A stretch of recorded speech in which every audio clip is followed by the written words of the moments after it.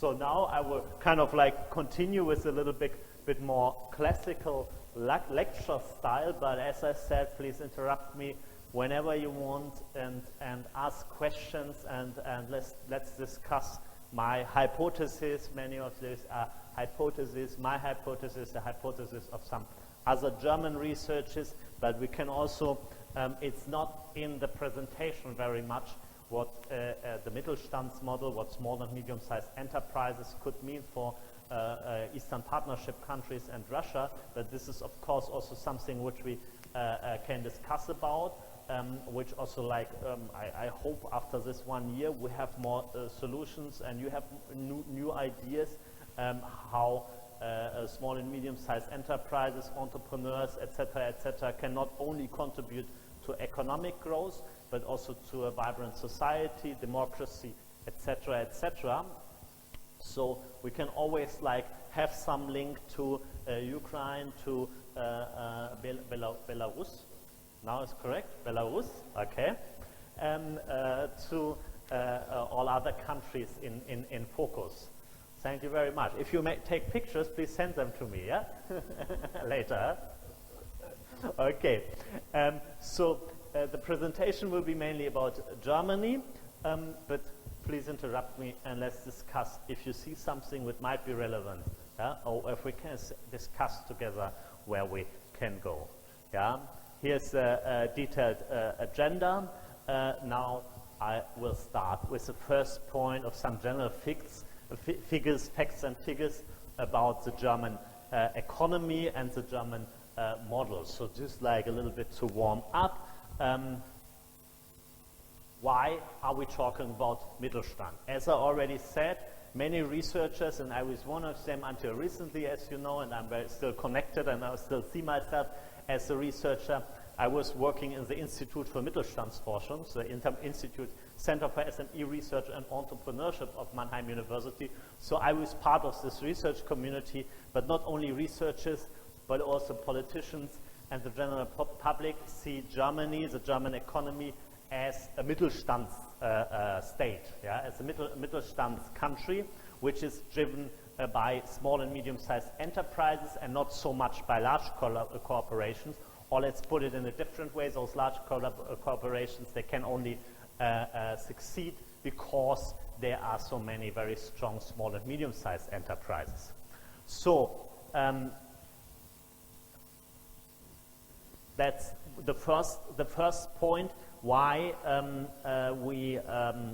this Mittelstand shall be the topic here.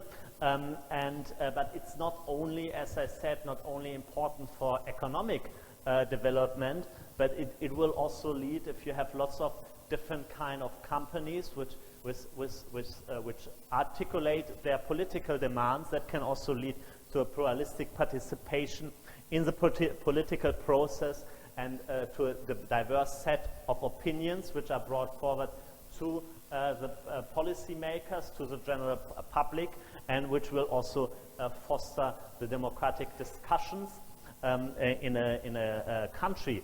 And it diminishes, as you can easily understand, the risk of that some large collaborations will occupy the political decision makers, as it might be in some Eastern Partnership countries or Ukraine.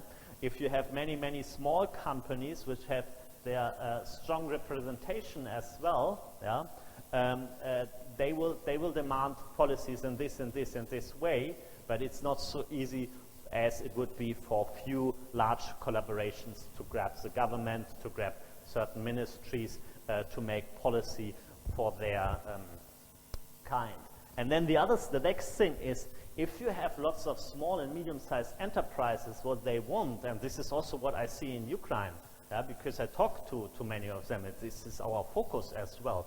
They want a level playing field, they want fair competition, yeah, and so this is also a way they demand for eradicating corruption. So if you want to eradicate corruption, a strong Mittelstand sector, a strong SME sector is actually very important to put those demands to the policymakers, while as if you have only large conglomerates, that will be more difficult. So this is not only only a point of economic development, it's also a point of political development, it's a point of democracy, fighting corruption, bringing forward reforms, etc., etc.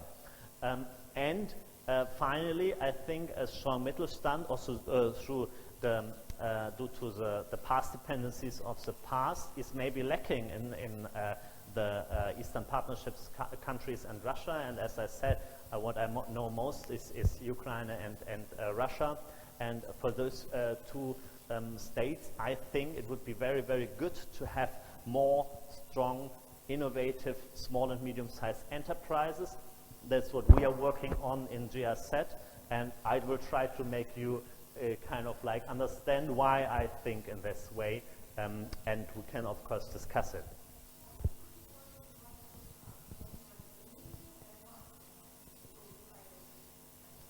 Thank you very much for this question. I could even like have paid you for that because this is exactly what I have on my next slide. There are several definitions for Mittelstand, small and medium-sized enterprises, as a definition of the European Union is less than 250 employees. Then we have small companies, less than 50 employees. Somebody says also micro companies, less than 10 employees. No? And there's some turnover rates which are mainly relevant for European Union subsidy schemes, because you can only subsidize, or you can subsidize small and medium-sized enterprises in the European Union in a different way than you can do with large companies for political reasons, and also for those reasons which I just said, level playing field with the large collaborations. The European Union does not want Germany to foster Volkswagen too much and Italy to push Fiat too much, but wants to have more fair competition between them. So 250 employees, below that, but there are different kind of definitions. Like in Germany, even some institute said, okay, it's more like less than 500 employees. Even some a little bit larger companies call themselves Mittelstand companies with 1,000, 2,000 employees. So different kind of definitions. There's also this a term of hidden champions, and I have more about that later. Hidden champions is also, many call them Mittelstand, then it's like world market leaders, but in a very small niche. And there I have the definitions later on. So then we're not talking about 250 employees, but maybe about 500, maybe about 1,000. What is central is, we're not talking about the DAX. Everybody knows what the DAX is. German Deutscher Aktienindex. The German stock market, yeah, it's the DAX.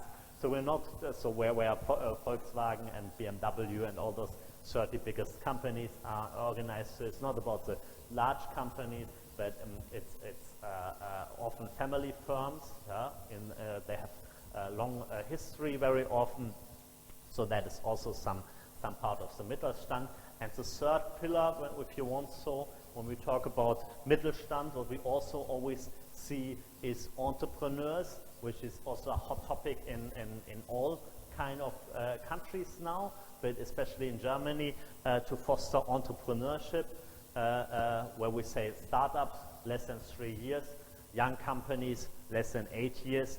They should be innovative, and they create the structural change which is needed in economies. And this is also very interesting when I come to such meetings with entrepreneurs, with Ukrainian entrepreneurs in the IT sector. You know it better than me. This is a very innovative sector and a good hope for the future of Ukraine. So these are a little bit more or less the definitions, and I will come to the details later on. No comment? No? Okay. Okay, let's a little bit talk more about Germany. Most of you probably know, more than 80 million inhabitants, capital is Berlin. We have a federal structure in Germany, and many say this is also a reason why we might have so many small and medium-sized enterprises, and such strong small and medium-sized enterprises, because the German states, the German oblasts, they have much power to decide just for you to know where this Mannheim is, it's down here. Yeah? So this here is the state of Baden-Württemberg, which I will be talking about more because I know much about this state because Mannheim is actually in this state, and we were working for the state government very much. Yes, so Germany has a gross domestic product of $2.5 billion, which is 44,000 per capita. We have, when we see the German structure, you know we had the reunification 30 years ago. This part here was Eastern Germany. It's still, and Berlin, of course, as you know, was kind of cut in half. And the Eastern German states here, they have still the lowest GDP per capita. And the richest states are actually the city states, Hamburg and Bremen. So we have here like states which are only the city is one state. I think it's the same with Kiev. Kiev is also its own oblast. You have an oblast Kiev, and you have Kiev as a city, which is not in the Kiev oblast. Is it correct? Yes.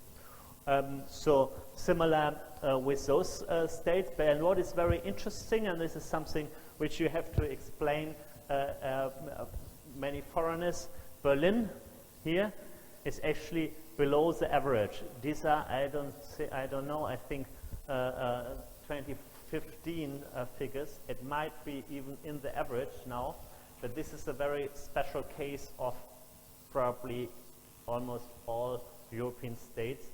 Berlin is not the economic center of Germany at all. Berlin is a cultural center, it's a startup center. When we talk about IT startups, that's where you want to be in Berlin.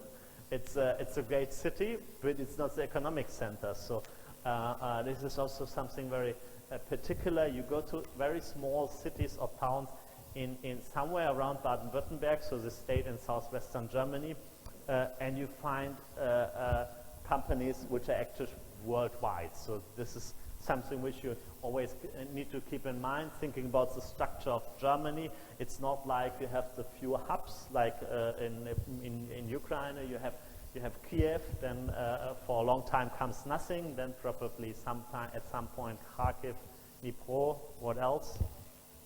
Odessa. But for Germany, it is lots of different cities which are very strong, but it's much more equal all over Germany. So here you see the dark red, the less the GDP per capita. The strongest states, as I said, the city states, Hamburg and Bremen, and then Hessen, Baden-Württemberg and Bayern. Those are the economic powerhouses of Germany. The eastern German states are a little bit lacking behind still. And this is something which is also very interesting. Who said something about migration?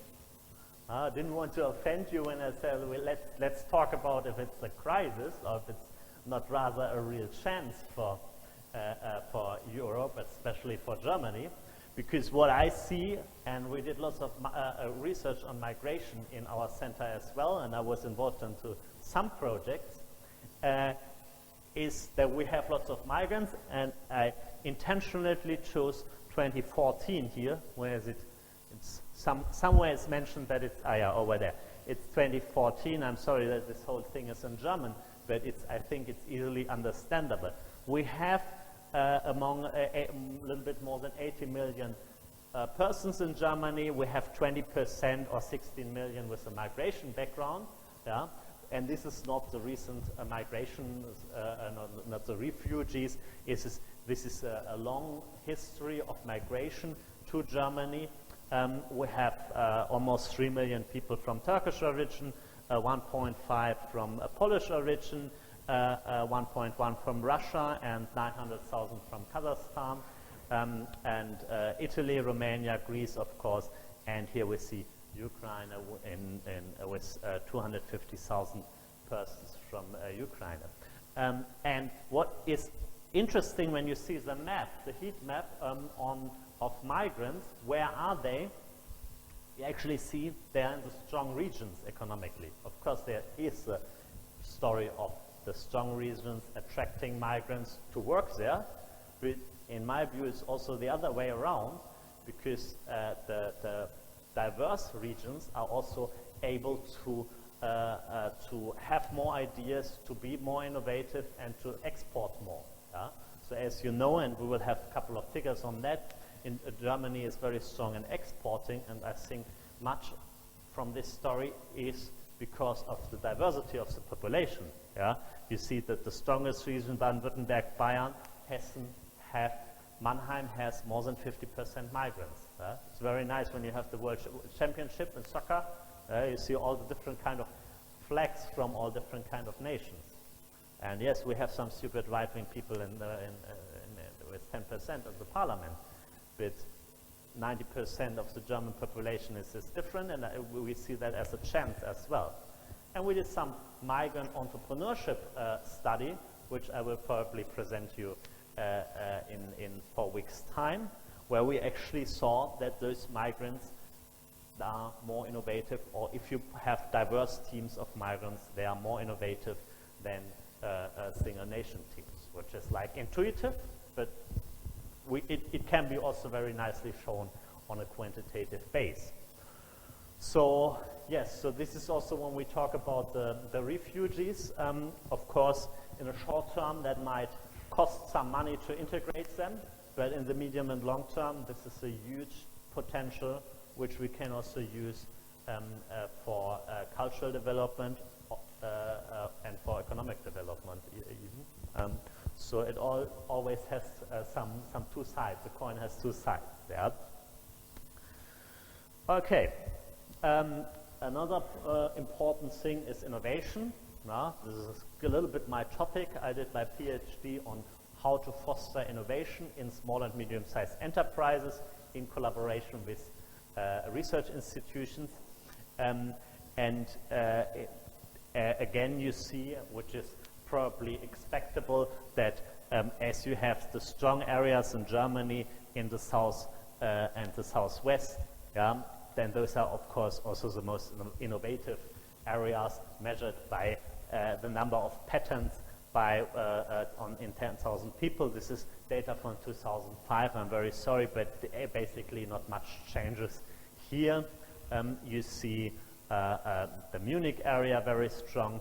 You see the Stuttgart area very strong. Mannheim also very strong. Mannheim was, according to some statistics, I think number 10 or 11 2-3 years ago when I looked it up last time. Worldwide, the city with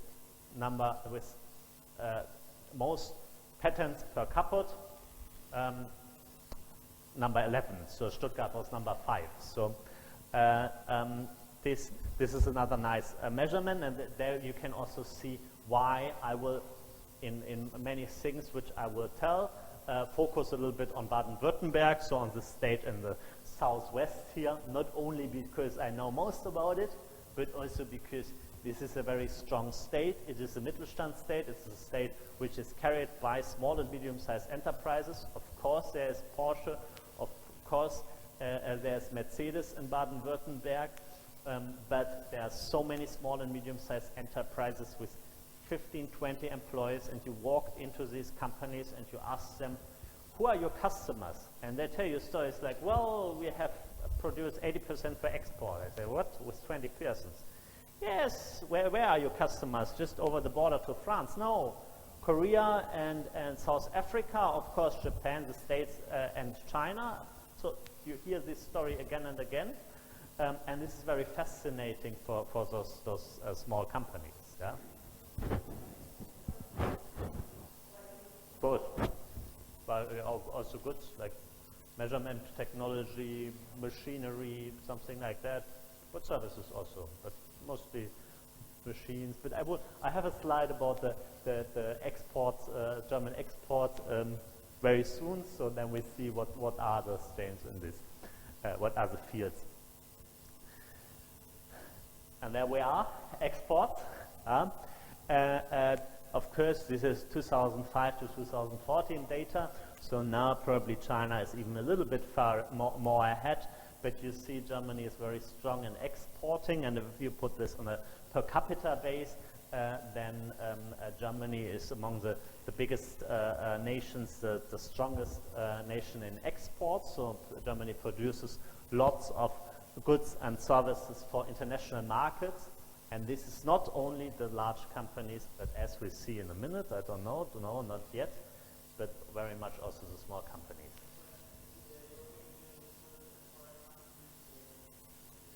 Yeah. Of course, you're right, but this of course applies also for France, Italy, the UK still. I don't know. Until how many days do we have left? Any news?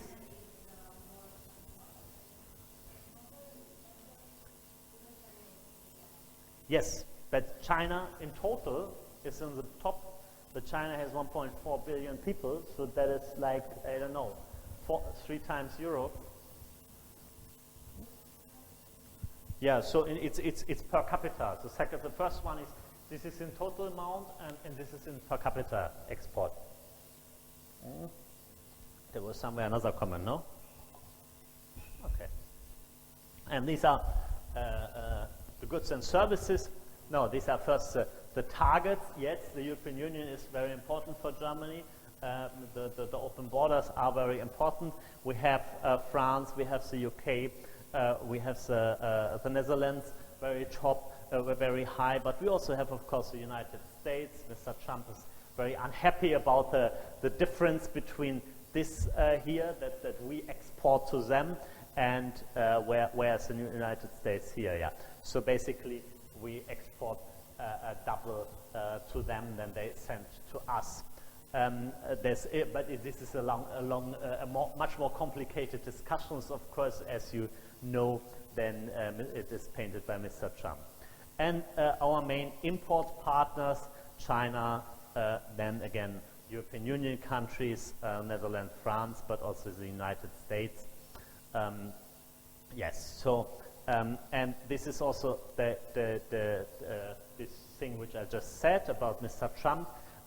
Germany always exports more than is imported, and this is a big discussion on the macroeconomic level, if this is good or bad, or if some other countries might be hurt, which I don't want to get too deeply into, because I simply, it's too complex, and I'm not anymore a macroeconomist, so yeah. I just wanted to show you, if they accuse Germany that Germany exports so much and imports not so much, then it's about this distance between export and import, which is very persistent for the last 20 years, yes.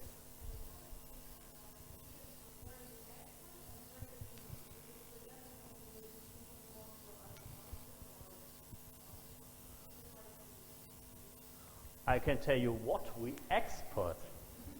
Unfortunately, not what we import. Well, if I could read it, I could tell you. So, I mean, yeah, here we have, like, of course, you might say, everybody who you would ask would say cars, yeah? And then that is actually true. Here we see that Germany exports lots of cars and imports not so many cars. And here we have to see. We have motor vehicles, machinery and equipment. This is also something which you really would expect. Chemicals, even computer and electronics. This is something which you would not expect so much, at least if you follow the German discussion. Even Germany exports food products. With the import statistics, I don't have them right now, but if you want, I can look them up for you. But yeah, these are the export statistics. And this is something which I just now was telling a couple of times. Germany is not, the German export is not carried by the large companies. So the economists here can explain this thing easily. No, maybe not so much, because, but what we have here is the number of global Fortune 500 companies. So among the biggest companies, the 500 biggest companies in the world, 133 are in the United States, 68 in Japan, 61 in China, and only 34 in Germany. which is not so much when you consider France with a population of, I don't know, 60 million, so much less than Germany. France has more, Great Britain has close to it. Yeah? So basically Germany on this scale is not so far ahead. Yeah? But this here is the number of exports, so the goods and services which you export, and there Germany is very high, like just behind China on the second place together with the United States. Yeah? So it's not the large companies. Again, Japan has double large companies than we do have.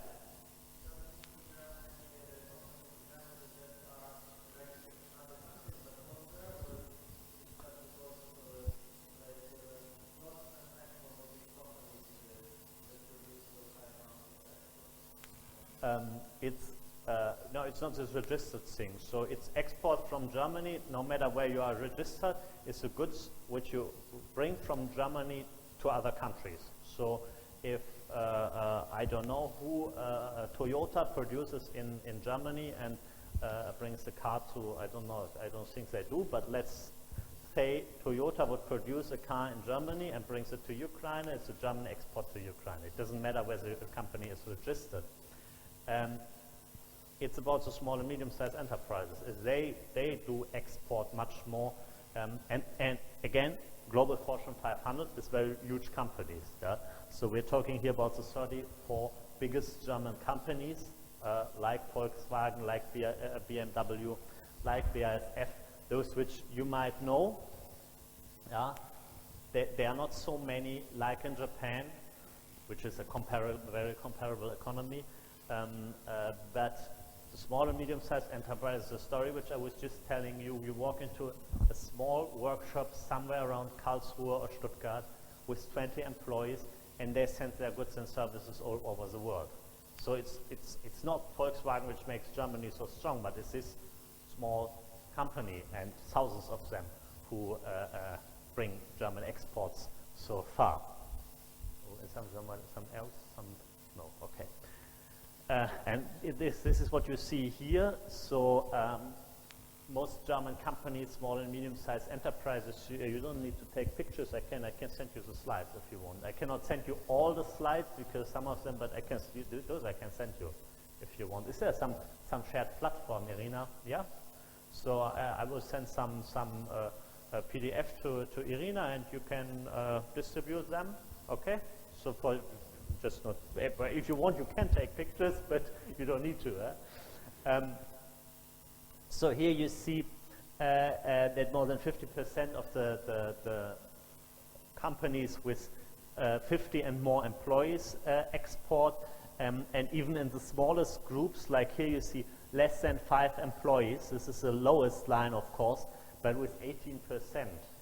Like that means like 1 of 5 companies with less than 5 employees, like 4 person and below, work for export. And you might find this line in some other countries, but down here we see very small companies who work for export, and not only for France just across the border, also for France, but also for Korea or Brazil or the United States and something like that. Of course, there's this. It might have many reasons, which we will come to in a minute, but it's not the big companies, it's the small companies. That's the story which I want to tell here. Then my professor in Mannheim University would have said, you're remaining totally descriptive, on a descriptive level. So I hope I made clear that probably the strength of the German economy and maybe also the society is also because of those small and medium-sized enterprises, and they are very strong exporters, etc., but I didn't talk about why. There's of course lots of research about those the reasons why those small and medium-sized enterprises are especially strong in Germany, and some of the research I also participated in the last 10 years, also some of the policy measures which were used to support small and medium-sized enterprises. I participated in as a policy consultant to some German ministries in the last, mainly 5 to 10 years ago. And I want to tell you a little bit what I think, why they are so successful, and what the German government is doing about it to make them even more successful, to make them even more innovative. So first I want to talk about horizontal networks of innovators, and here I mean each of you guys will understand innovation. Everybody has some idea about innovation, but I think what is very important about the German companies is these horizontal networks, that they're kind of like collaborating with each other, of course not always, but more like equals, working together, and not like having large companies. And if some, at least especially in Russia, I saw this very much, the small companies in Russia, they're just working for large companies, and the large company will be the boss, and the small companies, they do whatever the large company wants. Of course, you might find such relations in Germany as well, but it's more to the way that they are kind of collaborating on eye-to-eye level, that the small companies maybe not only be working for Porsche, but also for Mercedes, also for Toyota and Fiat, yeah, and then they kind of like Porsche will treat them as equals, yeah, and the same is true for companies and R&D institutions, which is the next thing, that these networks are very, very strong throughout Germany, and especially throughout the south of Germany, and that people, they kind of not go up to the top of the company and then back to the bottom. But if you want to collaborate with somebody, like I was before in university, when I wanted to collaborate with some other university, I directly called those people in the other university or in the other research center and the company. I normally didn't ask my boss about it. Yeah? He trusted me. Yeah? And this is maybe also something, yeah, without being offensive, which I saw here in Ukraine, as you can improve that. Like when I worked with some people in Taras Shevchenko University, I saw some organizations, some department, where the head of department wanted to decide everything. How can one person decide everything for 20 persons? I mean, not to mention that he didn't speak English and didn't read any modern book for 20 years. But even if he would speak English and read lots of things, like my former boss, he was a great guy and he was very, very clever. Yeah? But when I was working in Poland, yeah, of course I read many books about Poland, and I was on the ground once a month for 1 week. Yeah, of course, after some weeks, I knew more about Poland than he did. Yeah, my boss definitely knows much more about management theories. My former boss, he knows much about clusters, innovations, entrepreneurship. He was in Stanford 2 or 3 times, etc., etc. If you want to know something about Silicon Valley, ask him, and he will have perfect, great presentations. But if it's about Poland, I know more about that. And then when I came here, of course, I knew more about Ukraine and about Russia when I was working in those fields. So he never interfered with my work. Yeah? He sometimes asked, then, how is it going? Because he was interested in that.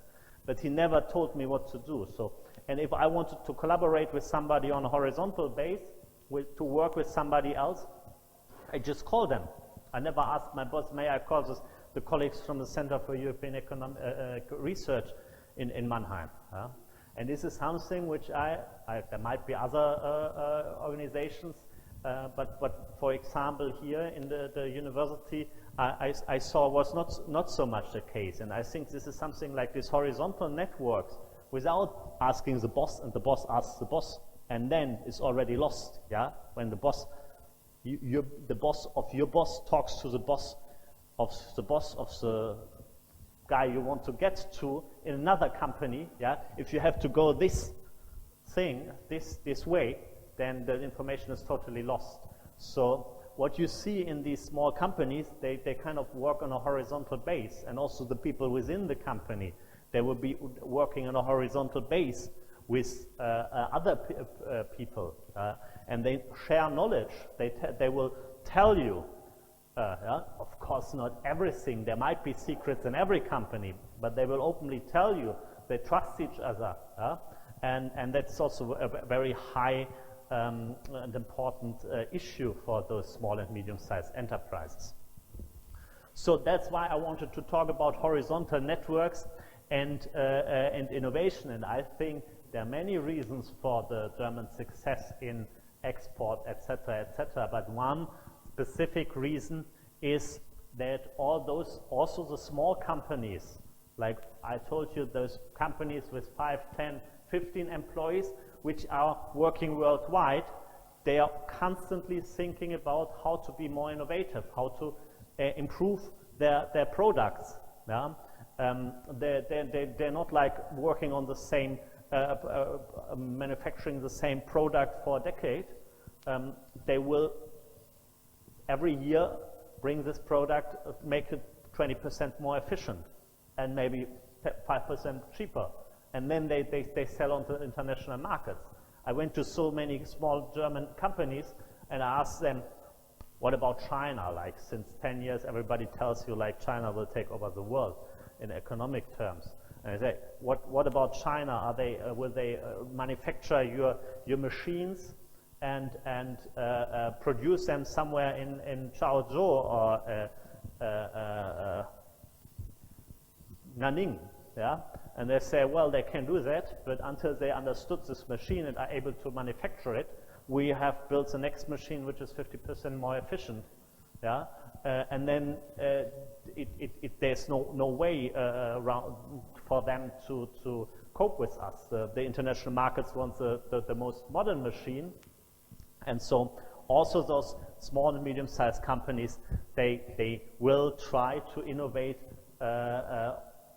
constantly, and not only like the boss of the company, not like if you have a company with 20 persons, it's not like the CEO, if you might say so, with 20 persons. The CEO thinking about innovation is every single employee in this company thinking about how to improve the processes of these products. Of course, it also depends on a very good education which they get. They really understand these products which they produce, and then they are able to constantly improve these things. Yeah? It's not if you go to, of course, Volkswagen and Audi and whoever has a huge R&D department, but the biggest success is the guys working on the assembly line. You walk through an Audi plant, okay, it's not a small and medium-sized enterprise, but it's a nice example. You walk through an Audi assembly plant, as I frequently did, and the people, they tell you, okay, this machine was here last year, and there was the idea of this young guy, 23 years old, here in this company since 5 years. This machine is already 1.5 years old, but we will replace it soon because this guy over there had this idea to do it and this and this, like this and this. So those guys on the shop floor, they know what they are doing, and they're constantly thinking about how to improve their machines. And so it's not like an R&D department or a CEO innovates, it's every single employee in the company is constantly trying to improve the products and processes to be more successful. And that is done not only by the company, but in these horizontal networks. So this Audi plant will then tell you, this machine here will be replaced soon, because this young guy here had the great idea that we are using too much energy. We can use 20% less energy, and he had this and this idea. So we talked to the local university and to some small company which is producing such machines. And together with this young guy, they developed the next generation of this machine, and now we have 20% less energy and 10% less failure rate, etc., etc. So it's not also very often not the own R&D department, it's a horizontal network of innovators who will then improve these products. And that is called triple helix. I will come to this term later. And this thing is, of course, very long-term oriented. You might say, why do I, when you trust me, when you tell, you share your knowledge, somebody might rip you off. But they think very, very long-term oriented. They are working with in these networks since decades. They're working with each other since decades, and of course you can cheat on somebody once, but you do that only once, and then this connection is over. Yeah? But since they are working together for 20 years and they know they can win 1 million cheating on you right now, but they will lose 10 million for the next 10 years, they normally won't do that. So there's this very much this long-term orientation and also some reputation network, reputation effect in these networks. They know each other, and if you once cheat on somebody, that will be publicly known, and nobody will work with you again, and you're not losing only that 10 millions which you work with one partner, but also your reputation and your network with others. So this is an example of some networks I was involved in. This is our region, you might see here in southwestern Germany, this Baden-Württemberg, this state of Baden-Württemberg, and we as a Center for Small and Medium-Sized Enterprises, these were just some of the organizations this is our center, which I worked with through the last couple of years. There were so many Chamber of Commerce, Chamber of Skilled Craft, here's Chamber of Skilled Craft. Innovation Lab is a startup incubator. Marfinex is another startup incubator. We were working with the Music Commission, which is trying to make Mannheim a hub of creative industries. Steinbach, which I will tell you more about later on. DKFZ, German Cancer Research Center, the biggest cancer research center in Europe, we were working with. They are producing solutions on cancer, and we know something about startup promotion. And and in this biotech sector, you very much think about getting those ideas, those scientific ideas, into the market, and we were collaborating with them in promoting startups from spin-offs from this center.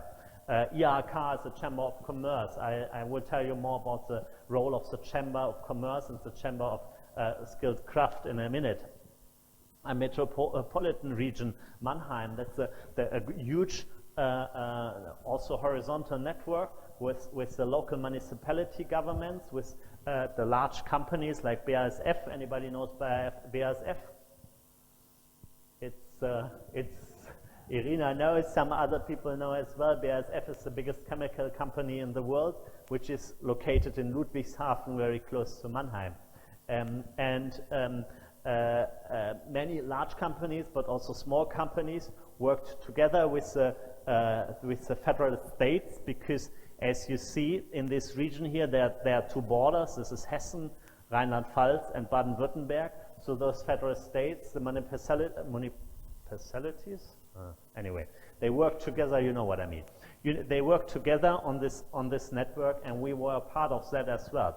So in these dense networks, you constantly think about what we can improve and how knowledge can flow in a better way.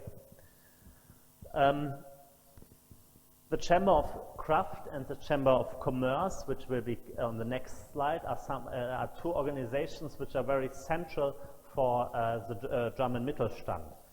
Why? Because the Chamber of Craft and the Chamber of Commerce will represent the German Mittelstand, also the large companies, but especially also the small and medium-sized enterprises. So in Germany, per law, every company is either, not 100% true, but there's also some other small chambers, but almost every company is part of either the Chamber of Commerce or the Chamber of Skilled Craft.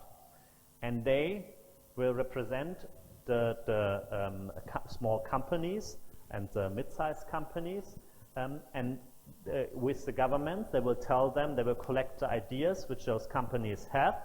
Companies have an opportunity to work together and channel the demands. For example, with regard to infrastructure, if there needs to be a street, if there needs to be faster internet, etc., they can tell that to the government. If the local university should have another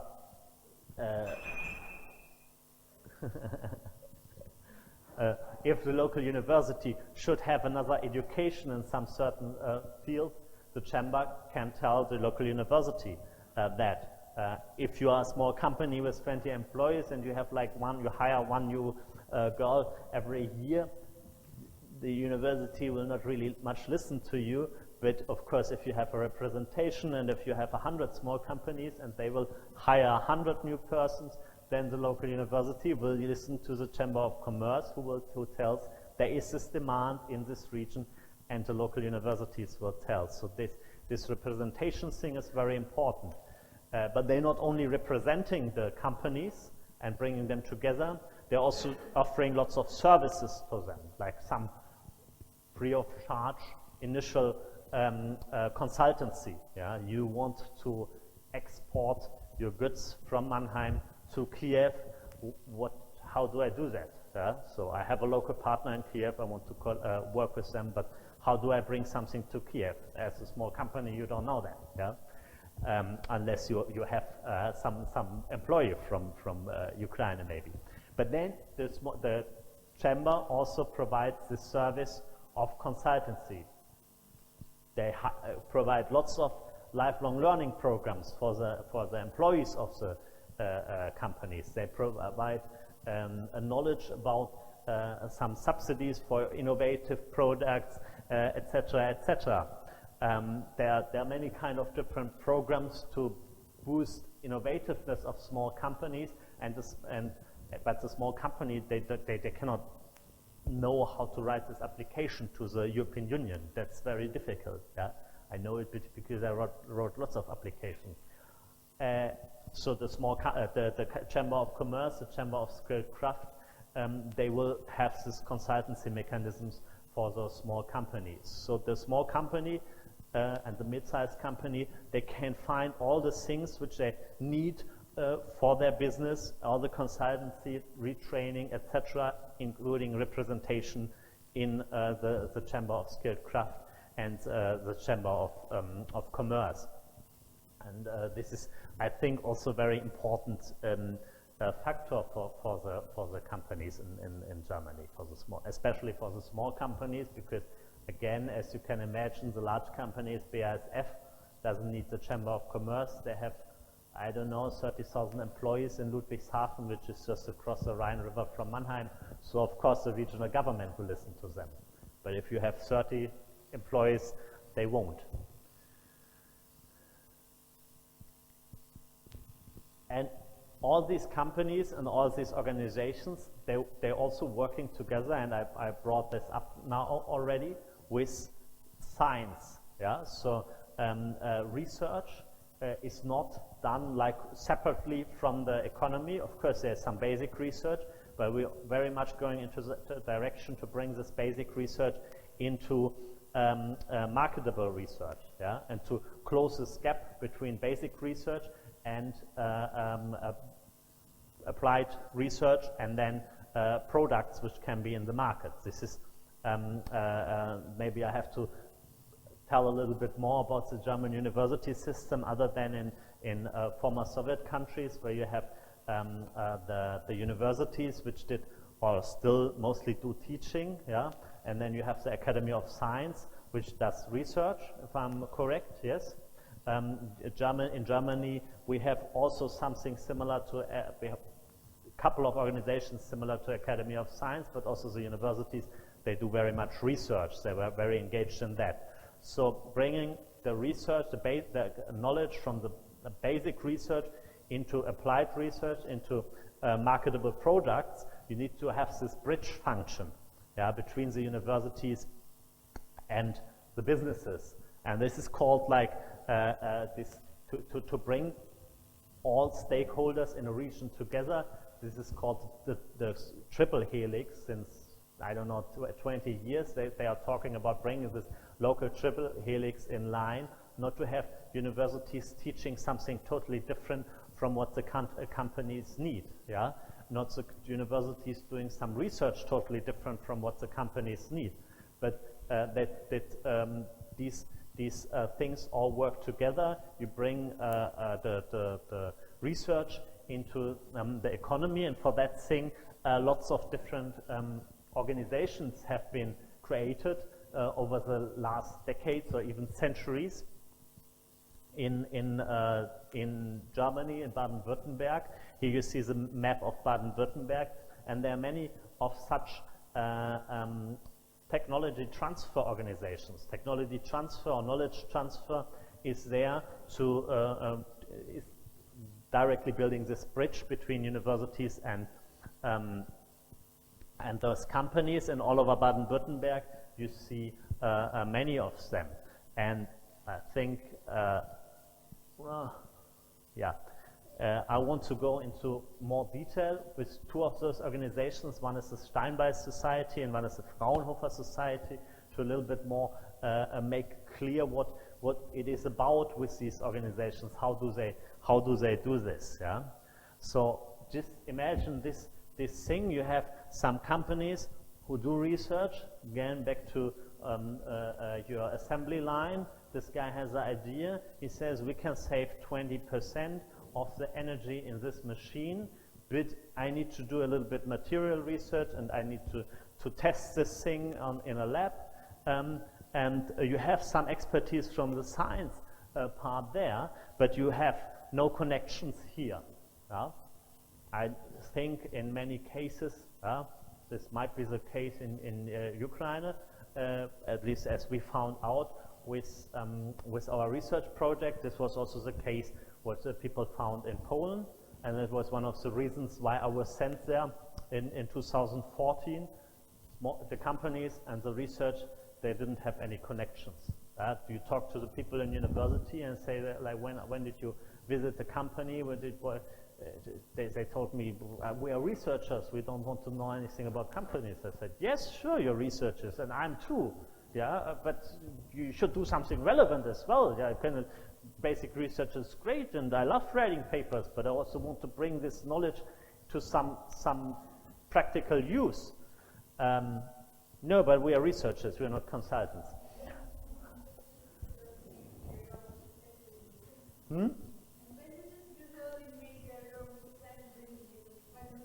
Yeah. But you would agree that it's similar here? Is it similar here? Yeah. So what actually we tried to do then, and back then in Poland, and also here, and where we have in Germany lots of organizations kind of bridging this gap. Yeah, you have a small company who has some certain problems, who do not have a huge research organization. If you have a large company, again, you might have your own R&D or you will have your own R&D department. But if you have 20 employees, you're working in measurement technology, and you need this new optical zoom, I don't know, applied to this new technique, whatever, then you cannot do that yourself. You need somebody who does the research. You have this capabilities here, and if you are in this situation, there's no way to access that. And Steinbeis is one of many organizations which bridges this gap. Again, the large organizations, they can do it themselves, but the small companies, they will have lots of bottlenecks which they will meet in the innovation process if they cannot draw from an external network. And this is what Steinbeis does. It is an organization which was founded, I don't know, I don't have it, it's very old organization. I think it's already more than 100 years old, but it doesn't matter. How does it work? It has more than 1,000 enterprises. What is a Steinbeis enterprise? You are a professor in university, you have maybe 2-3 researchers with you, and working in some certain field on basic research. And in addition, you might found a Steinbeis enterprise in this Steinbeis Verbund, we say, like in the Steinbeis Society. You get accredited, and you are working for companies. Yeah? So it's allowed for some German professor to do that to some certain extent, to externally work for those companies to do applied research. And in this Steinbeis, they will see, okay, is this really a good professor? This is really, does this fulfill the standards which we have, etc., etc. So you come here, you want to be, you're a professor in, let's say, in chemistry, yeah, and you know lots about chemistry, and you want to work, you're a small company, yeah, and need some knowledge from him, and he will come to the Steinbeis Society. They will see, okay, is he really capable of doing this? Okay, he is working for this and this university and has a good reputation, so yes, he seems to be capable doing this work, and you are looking for somebody who can help you with your problems, yeah, because you have a very great innovative idea, but you have to have some material research. I don't know much, nothing about chemistry, but it doesn't matter. So now we have this huge bridge, and you don't know him. So how will you bridge this gap? You go to the internet and say like, okay, University X, Y, Y, Z, who could help me? You probably don't do that, because you will work as a company on your specific things and don't know much about university wording, because companies, they speak a different language from universities. So what you need is somebody who will help you to find him, who can do some research for you. So you ask Steinbeis, which is now me, you ask me, yeah, your local Steinbeis center, and say, hey, I have this and this research project, I have so and so much money, is there a chance to find somebody who can solve this thing? And since I'm Steinbeis, I have all those guys in my network. I kind of like met each of them personally and looked at their research capabilities and know they are able doing this, and certificate and say, this guy can help you, yeah, so I bring you together, yeah, and he will help you with your great ideas, and I as Steinbeis, so kind of like makes this connection, and also I do all the administration and some legal documents. I do all of that. I take 20% of what you pay to him for doing the administration and bringing you together, and that's actually what the Steinbeis Society does. And this model was exported, and this is for small companies. Yeah, this model was exported to many other countries, and we also in Poland we try to establish a small thing like this to bridge this huge gap between the companies and the researchers. So this is one of the organizations which originates from Baden-Württemberg, from this southwestern German region. Yes? No. It's private, fully private enterprise. So Steinbeis, the whole Steinbeis Society does even more than this, but they are fully private. Maybe in some other things they do, they have some Steinbeis, some state finance, but no, they are private in a way that he is a professor, no? And he has, these are his research assistants, yeah? They have their money from the state, they do their research, they do their teaching, but they also want to do some transfer projects. And that's what is very difficult to do inside the university. But as a professor, you are allowed to work, I'm not 100% sure, let's say 30%, I don't know exactly, outside university. So he has a Steinbeis company, which is like, I'm Steinbeis, he calls me and is like, look, I want to do this. And then he has this company, and normally he has some researchers from university who also want to do partly a little bit outside. So, and who pays is the company. The company wants to have the solution for their innovation project, and they pay 10,000 euros, 20,000 euros for a research project. Of course, sometimes there are projects from the government who want to push for innovation. Like, let's say the government says, okay, we need to make the small companies more innovative. We give you a voucher of 10,000 euros to work with the university. Then, yes, the government indirectly finances.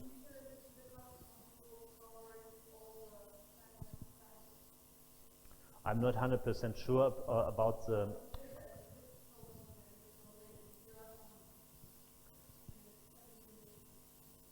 the,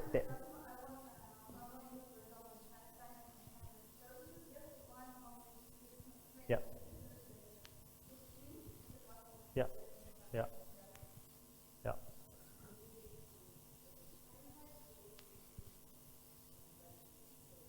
Something like that. Yep.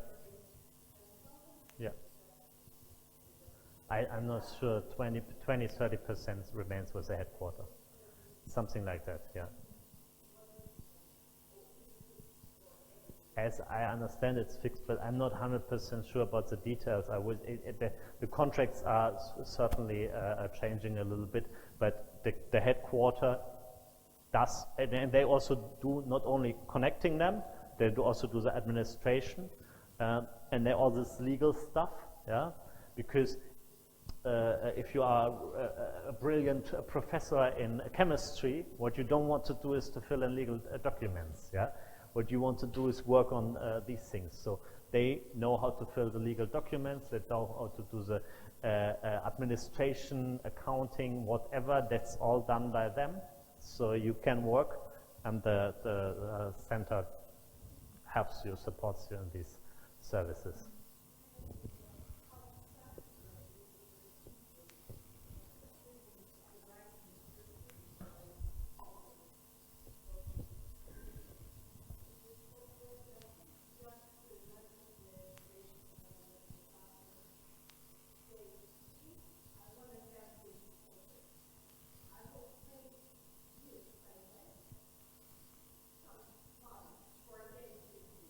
So, me, Steinbeis, he is part of my organization, kind of. And when she has a problem, you will send to all the professors in your network, are you able to do this?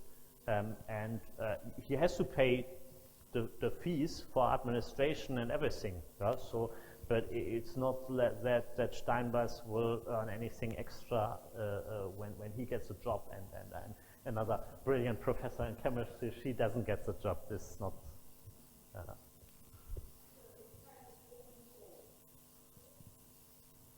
Yeah, more. So they send through their networks those things.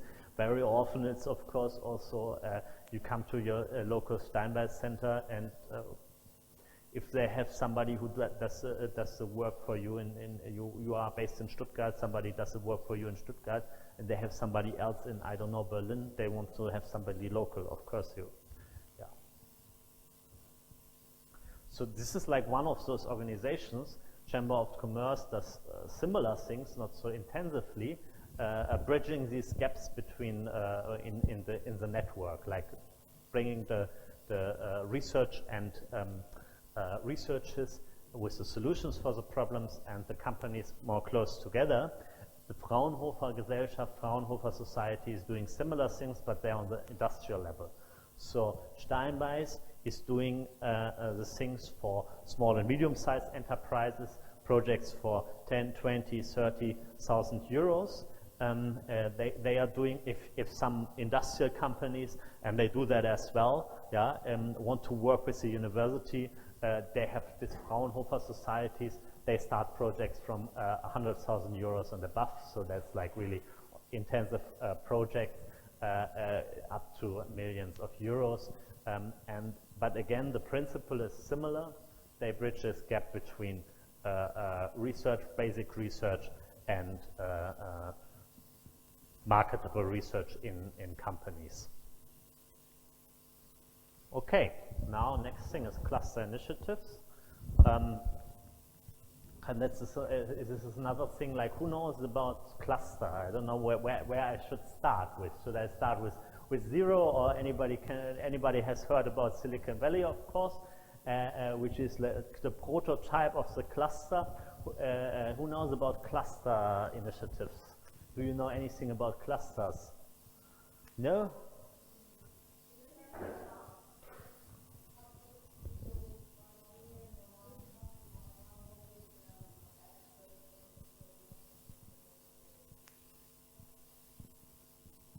Yeah.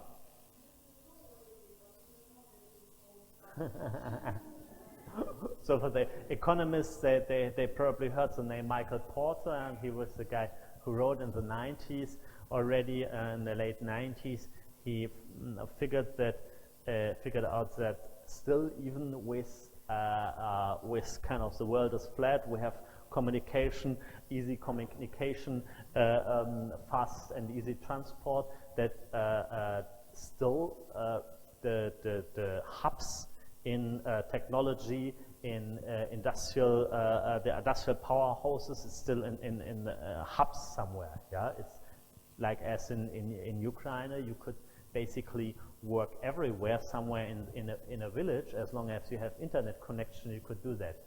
And his idea was, okay, the face-to-face contact, the close contact between the persons, personal contact, knowledge sharing among organizational borders is still very important.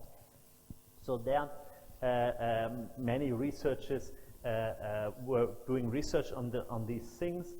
They said they went to the Stuttgart region. In Stuttgart, you have many car manufacturers. Yeah, you have Porsche and Mercedes, and many companies working with and for them, and also for other car manufacturers, of course. So this might be a cluster in car manufacturing, or Silicon Valley is a cluster in the IT industry, in the biotech industry, etc., etc.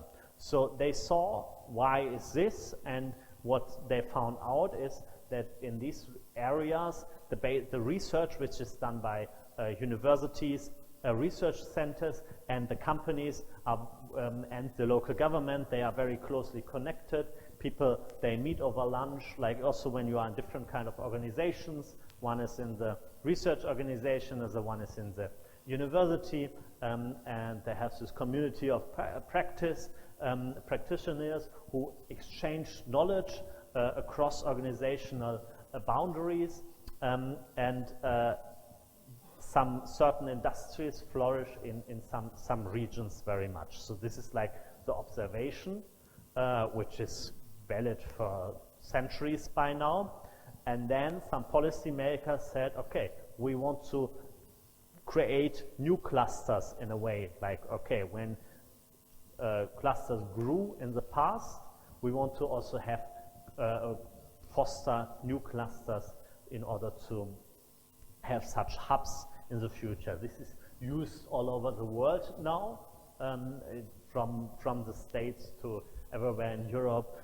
In Japan, I saw a couple of clusters where the government tries to push companies, research institutions, local government together in order to work together and create innovations. This is done in different kind of ways. Sometimes it's done very much top-down. So again, my experience in Poland, somebody in this Opole region said, okay, we have tourism here, so we have to have a touristic cluster. So what they did is they were kind of paying the companies to come to some meetings, and then they were calling it a cluster. And once they stopped paying the companies, nobody was interested in this thing anymore. So they had like, they claimed to have created 10 clusters, but each of them, when they run out of finance, they run out, they didn't work anymore. In other countries, like in Japan, and now even in Poland and in Germany, it's done in a different way, that those networks of from below, they collaborate in order to create a cluster, and then the government says, okay, now I give you some support, yeah, for some certain time. Very often the companies, they collect their resources and work together with the local university, and only then, if they collect enough power, economic and scientific power and financial power, then the government gives something there. So that is cluster and initiatives, and there I personally participated in one cluster initiative, which was started in 2007, where the Federal Ministry of Education and Research in Germany said, you can build such a cluster, and you will get 40 million euros for research in this cluster, but as a cluster, you have to have a good proposal, long-term plan, of course, etc., etc. This thing is running for 5 years. You have to also make sure that it's sustainable, etc. And you have to gather at least 40 million yourself from the network. So you get these funds only when you gather 40 million euros for research. You have a nice proposal. And what we started back then, or even before I was involved, my colleagues started, and colleagues from many other organizations in the region, they collected the economic power of the region, BASF, you know, SAP maybe, Heidelberger Druck, Heidelberg printing machines, at that time world market leader in their field, Merck, etc., etc. So the economic power houses in the regions and the universities, they stick together.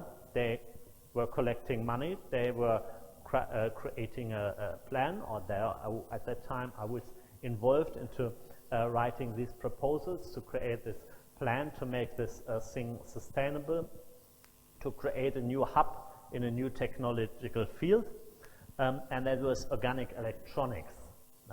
Don't ask me what it is in detail. I'm an economist and a business administration guy, but I'm not in chemistry. But they said, you all know these things here. No, I think we have more pictures soon. Yeah, here. Okay. They want to make these solar panels, which were at that time like this on the roof of your house, that they have such solar panels. By the way, you will have solar panels soon, yeah? I don't know how thick they are now. Are they much thinner? Have you seen them already? No? Back then, you saw them in Germany on the houses. They were like this, yeah. So and they were very inefficient. Yeah, now much less. They were very inefficient. So don't ask me exactly for the numbers, but it was more or less in the range. I think I remember they told me it's 7% efficiency. That means like out of 100% sun energy, which hits the solar panel, only 77%, not 77% of the energy goes into your system. And their goal was, and I think they more or less reached this goal, to bring this thing up to 20% within 10 years, and to make these things, 6 things, very, very thin. They had this vision. I don't know how much, if they reached it, or if they are still in the process. As I said, I didn't visit them for some time, to make the solar panels as thin as you can actually put it on your window, like transparent, on your window, producing energy. You don't see it anymore. It should be flexible. This harvesting factor is this thing from 7% to 20%, so triples this harvesting factor. So this is one of the research projects they did. And they did many other kind of research projects. I'm not in chemistry, physics, or something like that, so I didn't understand much about that, but where we could help is how to organize such a cluster, how to bring people together, etc., how to manage this cluster. So here you see this idea to have all these things in one region. So one guy once told me, like, you have to visit your partner while a cup of coffee is still warm. Yeah. So you have your cup of coffee, and there was from a medical cluster. Also in Mannheim we have also medical technology, and they put their research facilities directly into a huge hospital area. And it said, these are the guys who will use the things which we develop. So you need to be able to talk to the professor and the doctor in the clinic. So they said, he told me, like, you take your cup of coffee and then you walk over there, and then so as long as it's warm, this is the distance which you have to have. Okay, this is a very yeah. Why am I standing here?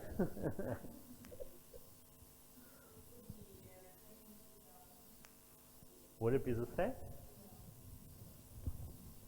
I use Skype very frequently, but I don't think it's the same.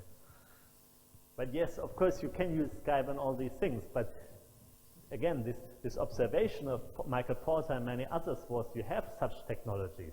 You can, before you can call each other, even if you're in New York and I'm in Frankfurt, and you can call each other, but you still have the guys flying over to have face-to-face contact.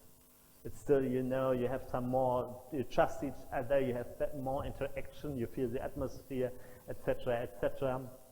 You can also talk about any stupid things, like you meet your colleague for watching a soccer match. Huh?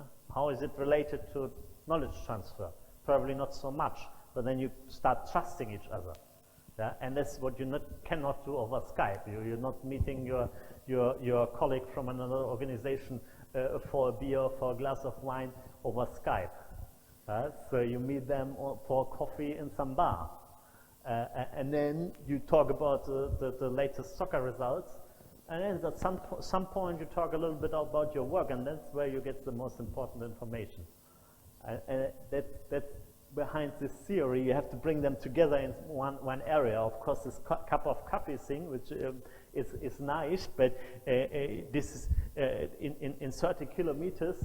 Yeah, if somebody is in Heidelberg and somebody else is in Mannheim, that's 20 minutes by train. So you can meet for lunch. That's possible. Yeah? Then you will be 1.5 hours off, but it's possible to meet for lunch. And this is the idea, to bring the people together face to face and to be able to do that. So this is this cluster idea. Everybody in this region. Here you see BASF, Roche, SAP, some universities.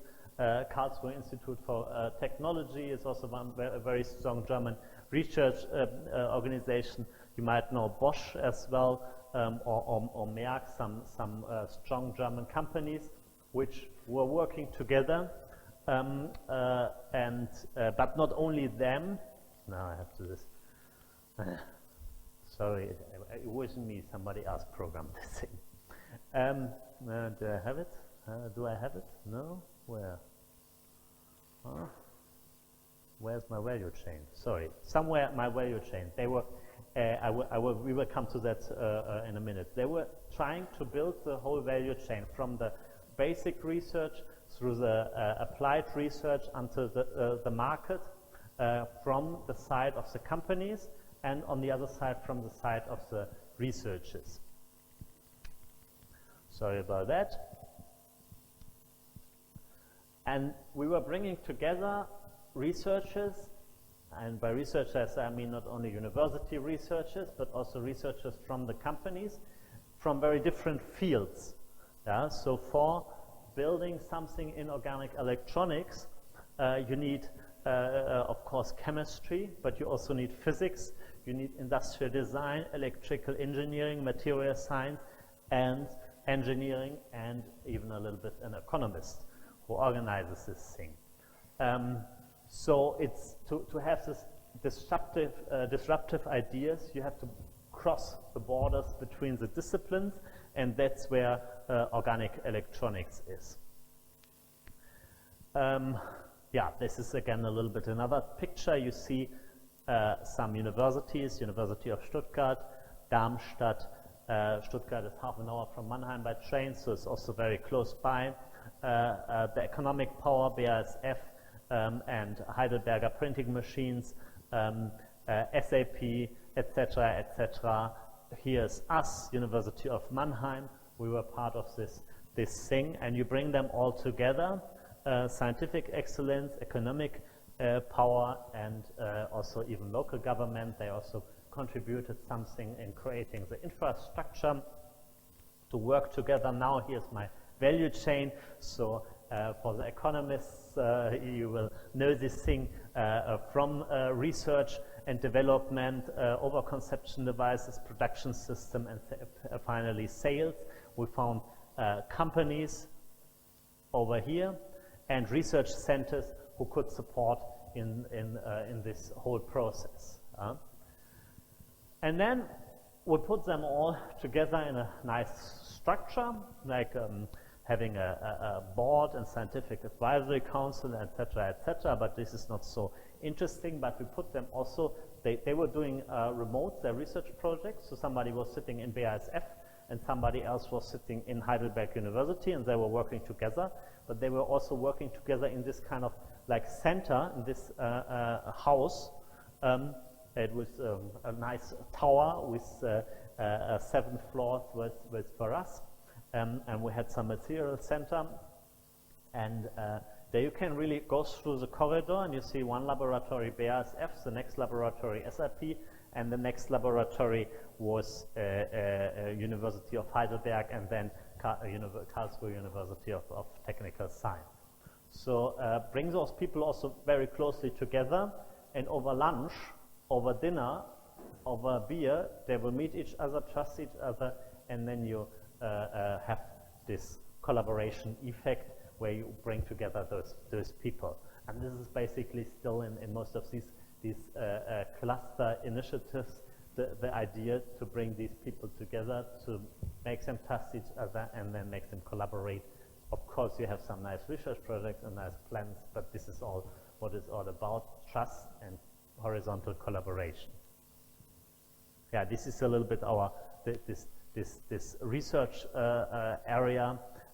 There was an auditorium, of course, also for 150 people, so you have we organized weekly meetings, some lectures about some topics, where you then, and the lecture is important, but also later on, put some glasses of wine there, and then let the people get to know each other, and let the people talk to each other, and that's where you create networks. Another day I will bring you some nice network study which we did, where you can say, see, in the beginning we had lots of dots and nobody knew each other, and in the end the network gets more and more dense.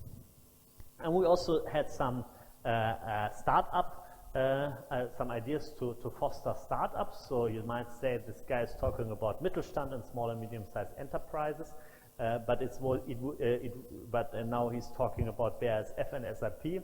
But in this thing also small and medium-sized enterprises were participating.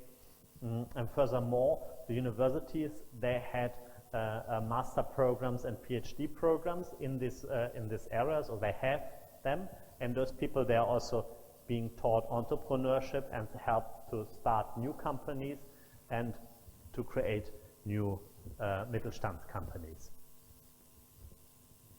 But of course, closeness matters, but also the international networks also matters. So this organization, of course, also took part in huge in the European initiative in this field, and had connections to many different kind of other cluster initiatives which were working in this field.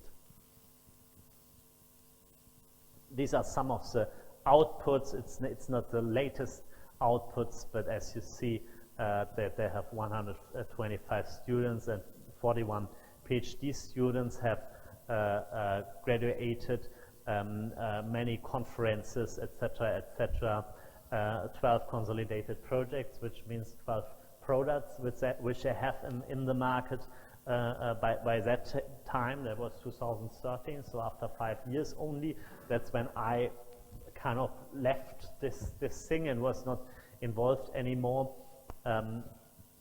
Lots of joint activities of enterprises and universities.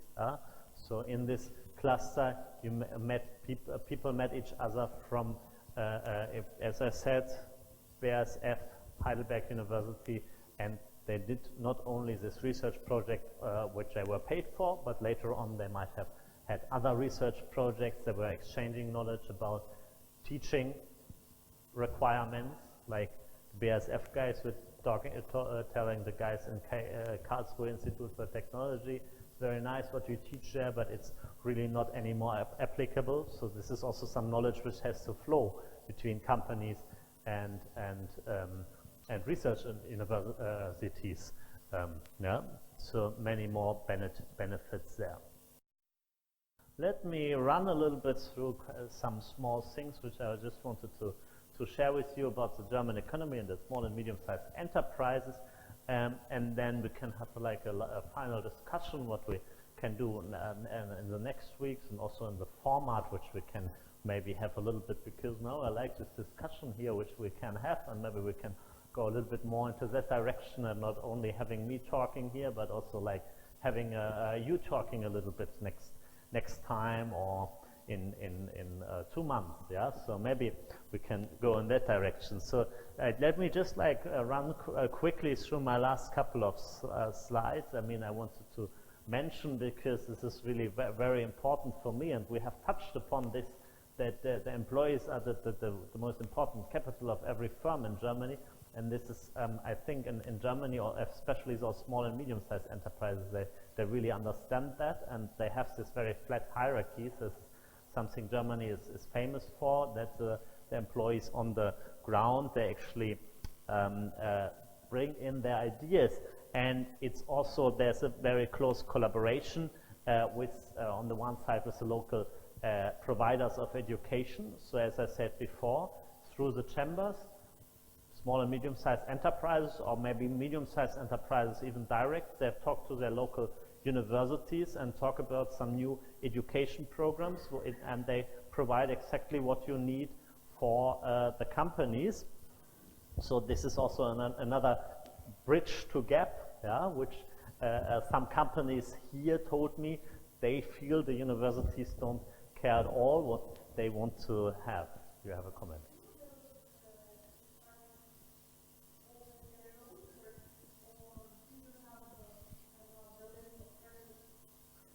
I have met companies which, that's not like super small companies, but mid-sized companies, who had courses in local universities.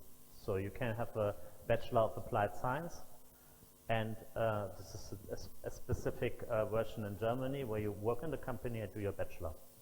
At the same time, like 3 months working, 2 months in the company, and this is with the local universities. This it exists in so, and local universities, they will listen to you. If you tell them what you need, I mean, of course, if you tell them I need one every 2 years, that's a little bit difficult, but they listen to the local companies, especially to the associations of local companies, and will adjust also the needs in their teaching. Like, of course, they have to teach theory and a little bit practice only, but theory in the right field. Yeah? You don't want to have in the field where you have chemistry, you don't want to teach IT, or the other way around. There's lots of these connections, and constantly this knowledge flows between the firms and the research institute and teaching institutions, and back and forth about teaching methods. So this is another success factor which you can have. I mean, the large companies, they can do that themselves. Yeah, if you are BASF, you can have your own university. Yeah, the biggest chemical company in the world, but you don't need the local university. But if you have 200 employees, you cannot have your own courses, and therefore the local universities will be responsive, and also the Chamber of Commerce, Chamber of Skilled Craft, they are doing that.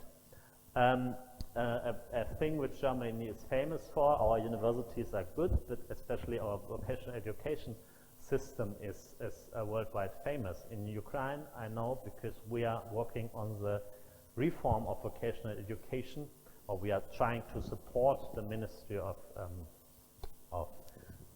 Education in this reform process. In Ukraine, I think vocational education is, nobody really wants to do it. Am I right? Yes, nobody would go for this thing. In Germany, it's kind of famous, many people doing vocational education. I have some figures even which say 50%, which I cannot even believe, but somebody at some point gathered these figures. But the system of vocational education in Germany is different. Many fields which are taught in university in other countries are taught in vocational education in schools in Germany. Like nursing in many other countries, it's you will study nursing. In Germany, it's vocational education. Many technical fields, it's vocational education. If you look at Germany, the number of students actually, or the number of young persons who finish their university is quite low in comparison to other countries. We have like, I think like 45%. I don't know, does anybody know for Ukraine? It's around 80, but yes, very high. Yeah, and then do they all find a job in their professions? That's I talk to many researchers in Ukraine, and they say there's like over-education. They call it. They go to university. The universities have also no incentive to kick them out if they don't study hard. So like everybody gets a degree. This is not the case in Germany. In Germany, only like 50%, 45% get university degrees, but many people get a vocational education degree, which is very respected job. You can have, if you are in technical fields and you work for Volkswagen, you can have very good wages.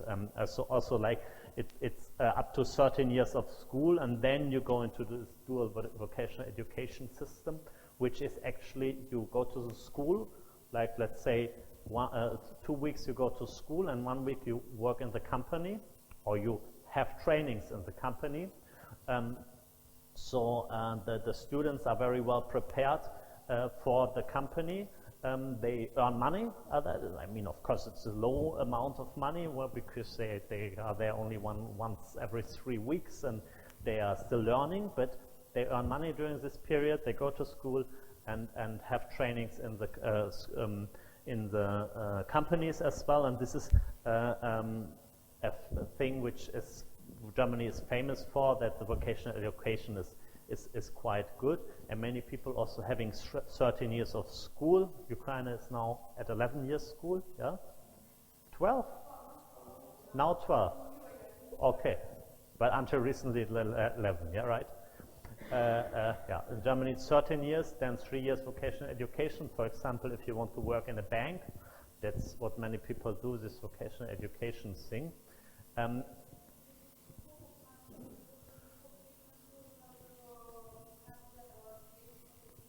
No, either 10 to 13, either 10, so this is the biggest thing here. So either 10, mostly 10, yeah. 10 and then 2 to 3 years. So 2 years is only possible if you have 13 years, then it's 3.5 years. And this is dual principle, yeah. We also have this in universities now, that you have dual studies. As I said before, you do your bachelor, you study for 3 months, but instead of having long vacations, you go to work in the companies, and you earn money at that time.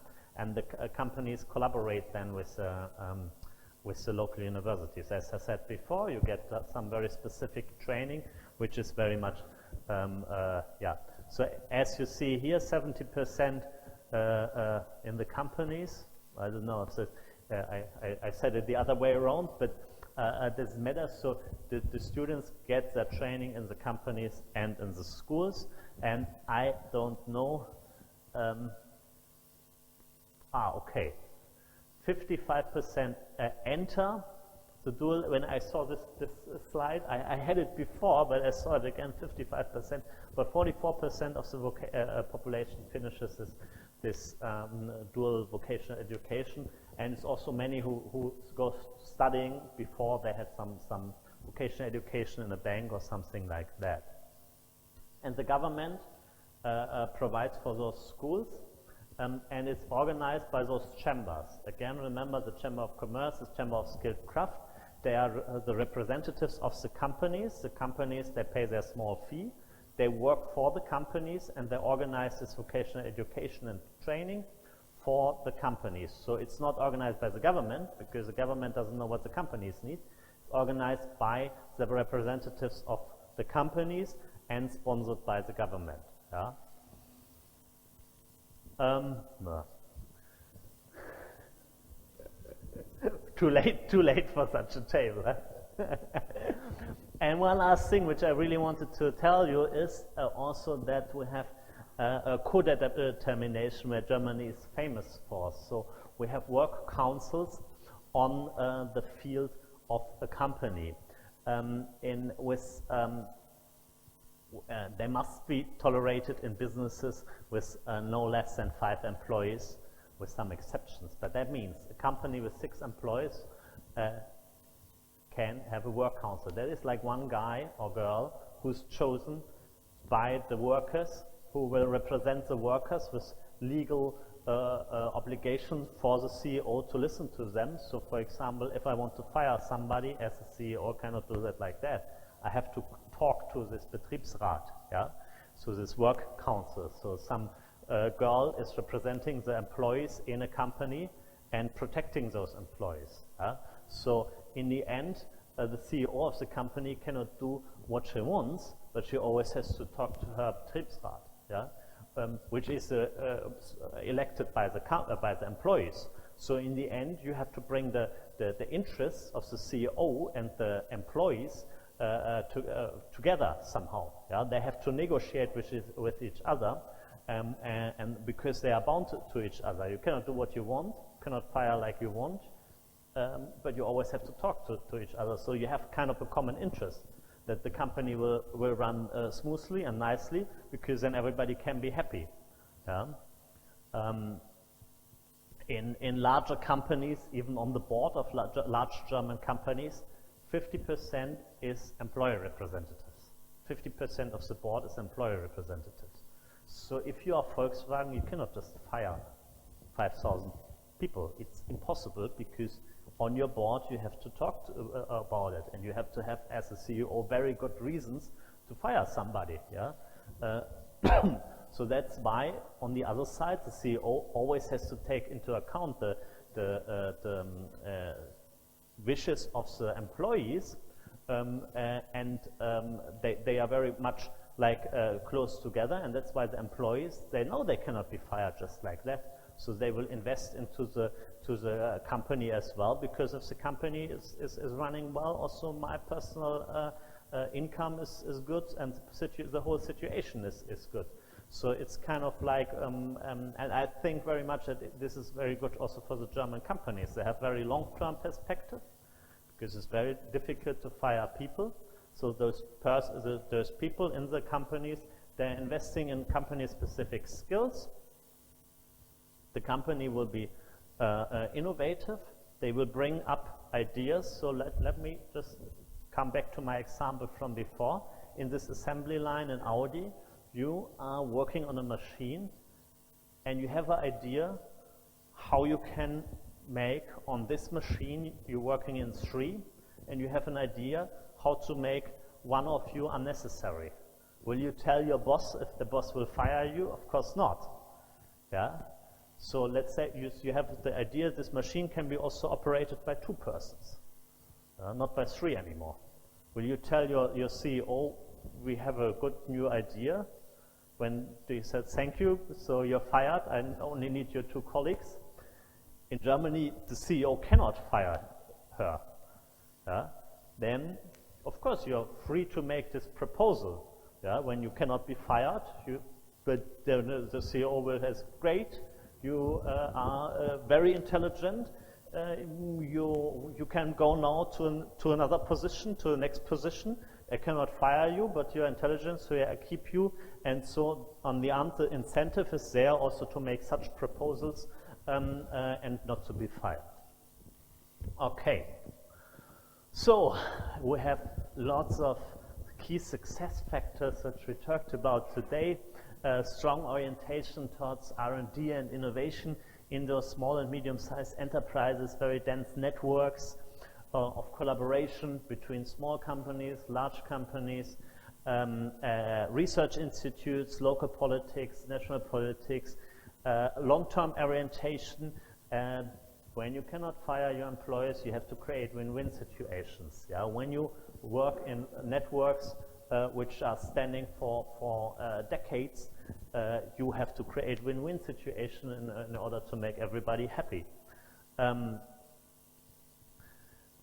Very strong infrastructure with regard to innovation projects, because these Steinbeis organizations, these Steinbeis companies, they can only prosper if there's some research or some research center, let's say, in your local university. You have a research center where our brilliant chemistry professor can do the research for our company. Yeah? So only then this Steinbeis Center can work, and in this way, yes, there is of course also government money to build these research centers. So you have small research centers all over the state of Baden-Württemberg, close to the company's needs, in the fields where the companies work, where the local universities work. Lots of also lifelong learning. I didn't touch upon that, but I said you can always get some retrainings with the Chamber of Commerce, the Chamber of Handcrafts. They're organizing on a frequent basis these retrainings for the employees, and so the companies also, they invest very much in human capital. Not only the employees do, because as I said, it's very difficult to fire people. So what do you want to do? You want to train them and train them and train them, because you have to rely on them. So the knowledge of the workforce is very, very high. And last but not least, the strong labor representation. Of course, these things in a systemic view all depend on each other.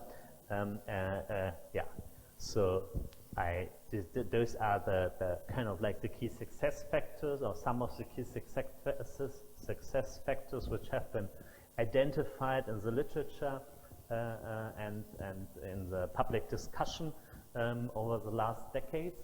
With regard to the German Mittelstand, we have, of course, a couple of challenges. There's like only 2 slides, and one of them is that the new companies, the founding rates in Germany is slowing down pretty much since 2003. So that's something which bothers many politicians and many researchers, that they say, okay, we might have our nice and strong Mittelstand right now, but what about the future? If we have fewer and fewer startups, we might have a problem at that point. We, of course, know that since not only... What is the reason for that? Complex reason in research. So in Germany, it's very attractive to work for large companies because you have good salaries, and basically, if you work for BASF, it's kind of lifetime employment. If you once you're in, yeah. So people, they won't kind of get out of those large companies, and since education is growing and growing, and large companies are kind of drawing those people in more and more, they are less talented would-be entrepreneurs. That is one of the reasons. There might be many others. Of course, we have also less and less young people. Like now we have much more people going out of the labor market and coming into the labor market. Is this also some problem for the companies to hire? Yeah, so basically now in southwestern in Baden-Württemberg, unemployment is to, I don't know, 3%. So it's just like for some people changing their jobs, basically, especially the young people. The companies are very desperately searching for young people. So you have very nice opportunities in the labor market, so why would you risk starting your own company and going bankrupt? So many different kind of reasons. It would be a topic for one single lecture, but it's already that we try to do something about it. This is in Mannheim, Marfinex, they have created 10 incubators, or 8, 9 incubators, where we try to push, help, support small and medium-sized enterprises to grow and entrepreneurs to grow. We also have entrepreneurship teaching programs in many universities. In Mannheim University, my center where I was working until 1 year ago, is also having a master in entrepreneurship, where you kind of virtually or in reality found your own business doing this master course. So there's something happening in this area, but it's still few. And now comes the thing about Berlin, who said it before. If you want to start a business, actually Berlin is not the richest place in Germany. Now it's more or less good, but like areas like Hamburg and Bremen are richer, but Berlin is now actually the hub for startup creation on a very high base. So many, especially tech startups, they are starting in Berlin. Of course, also Munich, as always, Hamburg, Frankfurt, Mannheim area here. So this is the heat maps of startup